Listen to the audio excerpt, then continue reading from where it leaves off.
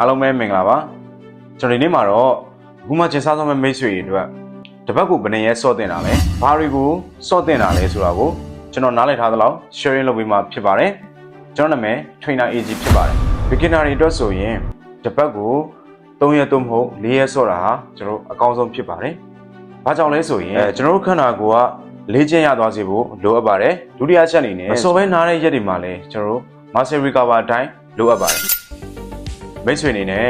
ဘာတွေကိုဘယ်လိုစော့တင်လဲဆိုတော့ကိုကျွန်တော် option 3ခုပြောပြပေးပါမယ်နံပါတ်1ကျွန်တော်3ရက်စော့မဲ့လူတွေအတွက် basic exercise တွေဖြစ်တဲ့ကျွန်တော် full body ကိုပဲကျွန်တော်စစော့တင်ပါတယ်နံပါတ်2 4ရက်စော့မဲ့မိတ်ဆွေတွေအတွက်ကျွန်တော် upper lower upper မှာဘာတွေပါမှာလဲ chest back shoulder and ဒါတွေပါမယ် lower မှာကျွန်တော်တို့ leg glute calf core တွေပါမယ်ဒါကိုကျွန်တော်တို့2ရက်စော့1ရက်နာ2ရက်စော့ဒီလိုလေးစော့ဖို့ကျွန်တော်အကြံပြုပါတယ်နောက်တစ်ခုကကျွန်တော်တို့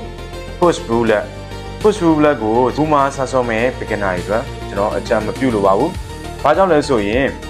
အခြေခံမရှိသေးရင်ကျွန်တော်တို့ဒဏ်ရာရနိုင်ခြင်းကျွန်တော်တို့ညာပါအချိန်ကိုလည်း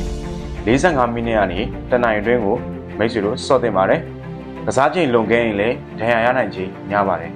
အရေးကြီးဆုံးချက်ကတော့မိတ်ဆွေ1 up ကို5မိနစ်ကနေ10မိနစ်လုပ်ပေးပါမိတ်ဆွေနာကျင်မှုတစ်ခုဖြစ်လာပြီဆိုရင်နားလိုက်ပါဟုတ်ကဲ့ပါအားလုံးကျေးဇူးတင်ပါတယ်